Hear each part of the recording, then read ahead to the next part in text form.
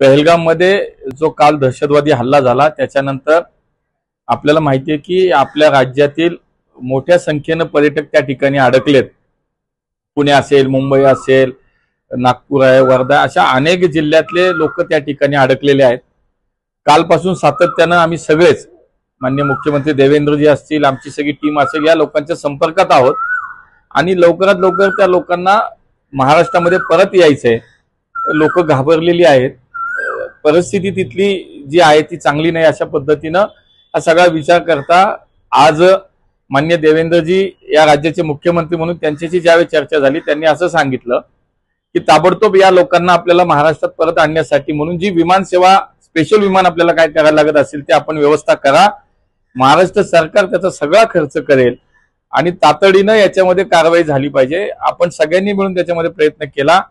उद्या एक इंडिगोचं आणि एक एअर इंडियाचं एक स्पेशल फ्लाईट महाराष्ट्रातल्या या लोकांसाठी आपण या निमित्तानं त्याची व्यवस्था केली आहे आणि जवळजवळ 182 लोक ही उद्या मुंबईमध्ये पोहोचतायत। एक इंडिगोचं फ्लाईट आहे आणि एक एअर इंडियाचं फ्लाईट आहे।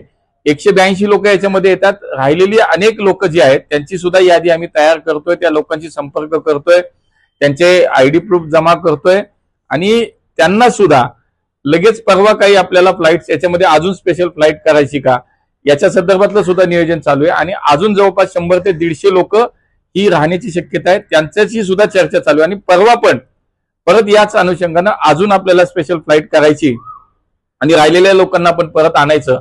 या पद्धतीवरती, या विषयावरती युद्धपातळीवरती काम चालू आहे आणि म्हणून महाराष्ट्र सरकार म्हणून माननीय देवेंद्रजींनी जे काही सूचना दिल्या किंवा त्यांचं जे काही म्हणणं त्या पद्धतीनं आता या सगळ्या एअरलाइन्स कंपनीशी आमची चर्चा सुरू आहे। 2 तर विमानं तर उद्या येत आहेत।